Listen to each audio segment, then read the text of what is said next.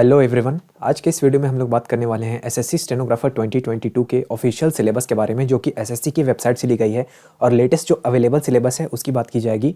तो ये official syllabus आप लोग देख करके अंदाज़ा लगा सकते हैं कि आप लोगों को क्या क्या चीज़ों की तैयारी करनी पड़ेगी। ठीक है, तो चलिए वीडियो को स्टार्ट करते हैं। सबसे पहले जो सब्जेक्ट है वो है जनरल अवेयरनेस, यानी कि इसको जीके भी बहुत लोग बोलता है, जनरल नॉलेज भी आप बोल सकते हो। देखो ये जो है एग्जैक्ट टू एग्जैक्ट उठाया गया है एसएससी की पीडीएफ से, और यहाँ पर आप देखोगे वर्डिंग बहुत लंबा चौड़ा लिखा गया है, इसे बीच में से डिकोड कर पाना थोड़ा सा मुश्किल होता है, इसलिए यहाँ पर बोल्ड किया हुआ है। आप चाहो तो वीडियो को पॉज करके स्क्रीनशॉट भी लेकर के रख सकते हो। आप देखो यहाँ पर करंट इवेंट्स की बात की जा रही है। करंट इवेंट्स मतलब कि करंट अफेयर्स आपको करके जाने होंगे। साइंटिफिक एस्पेक्ट्स में आपका जनरल साइंस कवर हो जाता है, तो यहाँ पर आपको ये बताया जा रहा है कि आपको साइंस करके जाना है। Indian and its neighbouring countries, तो आपको समझ में आ गया होगा। उसके बाद sports, history, culture, geography, economic scene, general polity including Indian constitution, यानी इंडियन कॉन्स्टिट्यूशन पे थोड़ा फोकस रहता है।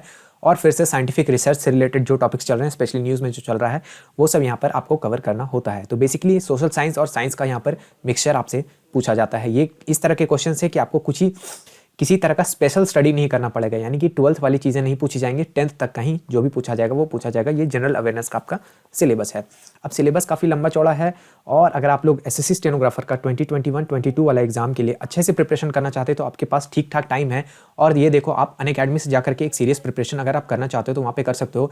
ये देखो, एक 19 जनवरी को एक नया बैच स्टार्ट हो रहा है। हालांकि इस डेट को देख करके घबराने नहीं, अगर आप वीडियो लेट से देख रहे हो, हर कुछ टाइम पे एक नया बैच स्टार्ट होता है। साथ ही साथ ये जो सबसे बेहतरीन टीचर्स आपको यहाँ पर देखने के लिए मिल रहे हैं, उनका अपना इंडिविजुअल बैच भी चल रहा होता है। तो आप किसी का भी बैच जाकर के ज्वाइन कर सकते हो, और इसके लिए कोई भी आपको एक्स्ट्रा चार्जेस पे करने नहीं होते। आपको सिर्फ एक सब्सक्रिप्शन लेना होता है। सब्सक्रिप्शन का एक प्राइस वन टाइम पेमेंट करनी होती है, और फिर आपको जिस टीचर से भी पढ़ना है, जितने भी टीचर से पढ़ना है, आप सबसे पढ़ सकते हो। कोई कितने भी नंबर ऑफ बैचेस ज्वाइन कर सकते हो, उस पर कोई रिस्ट्रिक्शंस नहीं है। आपको मान लो एक टीचर पसंद नहीं आ रहा, आप किसी दूसरे के टीचर के पास जाकर के उनका बैच ज्वाइन कर लेते हो, कोई दिक्कत वाली बात नहीं है। और क्लासेस एक टाइमली मैनर में कंक्लूड करवाए जाते हैं। यानी ये बैच देखो, ये 300+ आवर्स में आपको पूरा कंप्लीट करवाया जा रहा है। तो यानी ऐसा नहीं है कि अनंत काल तक, साल 2 साल 3 साल तक आपका सिलेबस चलता रहेगा। सिलेबस टाइमली मैनर में कंप्लीट करवाया जाता है और पूरा सिलेबस कवर किया जाता है। हिंदी इंग्लिश दोनों लैंग्वेज में पढ़ाया जाता है, और नोट्स भी आपको दोनों लैंग्वेजेस मिलेंगे। हर बैच का अपना अपना लैंग्वेज और हर बैच का अपना अपना नोट्स का लैंग्वेज होता है। तो ये सब आपको काफ़ी अफोर्डेबल प्राइसेस में ऑलरेडी अवेलेबल है, लेकिन इतना प्राइस भी आपको पे नहीं कर देना। अगर आप लोग कूपन कोड हमारा लगाते हो एग्जाम क्लस्टर 10 का, तो आपको इन सारे प्राइसेस के ऊपर 10% का और डिस्काउंट मिल जाएगा, यानी और फॉल आपको देखने के लिए मिल जाएगा। तो अगर आप लोग सीरियसली लाइफ में एक बार प्रिपरेशन करना चाहते हो तो एग्जाम क्लस्टर 10 कूपन कोड जरूर इस्तेमाल करो, और इंडिया के बेस्ट टीचर्स से जाकर के पढ़ो, क्योंकि इंडिया के बेस्ट टीचर्स कहीं नहीं बल्कि यही हैं। चलो नेक्स्ट आप बात करते हैं इंग्लिश के सिलेबस के बारे में। इंग्लिश के सिलेबस में थोड़ा सा वेग टर्म्स है, मतलब इंग्लिश ही सबसे ज़्यादा वेट कैरी करता है। आपको पता होगा 100 क्वेश्चन का होता है, सबसे ज़्यादा वेटेज का होता है, बट काफ़ी छोटे में इसका सिलेबस निपटा के चला गया है ये लोग।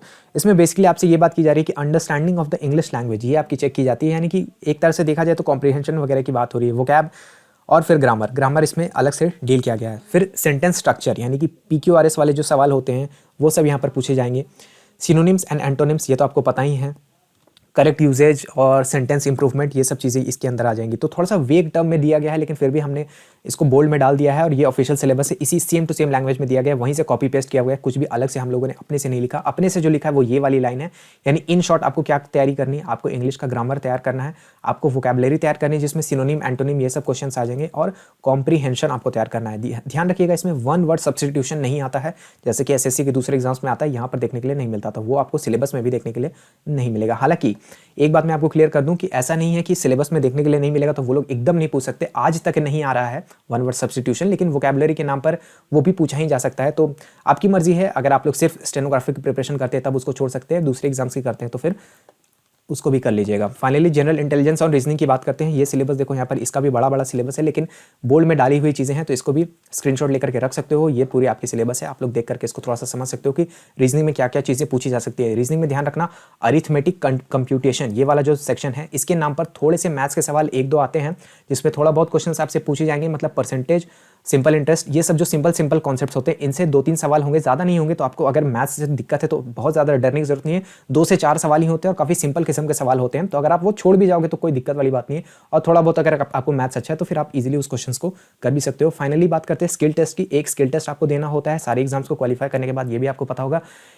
एक skill test steno grade C के लिए होता है। अगर आप इसको क्वालिफाई करते हो तो आपको 100 वर्ड्स पर मिनट का देना होगा। अगर आप ग्रेड डी वाला क्वालिफाई करते हो तो आपको 80 वर्ड्स पर मिनट का देना होता है। ऑब्वियसली अगर आप ग्रेड डी क्वालिफाई करोगे तो सी भी करोगे तो 80 और 100 दोनों का अलग अलग सेपरेटली आपको स्किल टेस्ट देना होगा। या तो आपको इंग्लिश में देना है या तो हिंदी में देना है, दोनों में से किसी एक लैंग्वेज में ही देना है। दोनों में देने की बिल्कुल ज़रूरत नहीं है। और सबसे टफ पार्ट जो होता है वो यही होता है, ये CBT कंप्यूटर बेस्ड टेस्ट के बाद आपका हुआ जाता है स्टेनोग्राफी का एग्जाम। अब स्टेनोग्राफी क्या होता है, अगर आप उसको डिटेल्स में समझना चाहते हो तो यहाँ पर आपकी एक वीडियो आ रही होगी, उसमें जाकर के अच्छे से समझ सकते हो कि स्टेनोग्राफी या स्किल टेस्ट या फिर शॉर्ट हैंड क्या चीज़ होती है, वहाँ से समझ सकते हो। आई होप आपको वीडियो में ये देख करके सिलेबस अच्छे समझ में आया होगा। वीडियो को लाइक करके आप हमारा मनोबल बढ़ा सकते हैं। मेरा नाम है ऋषिकेश। जय हिंद।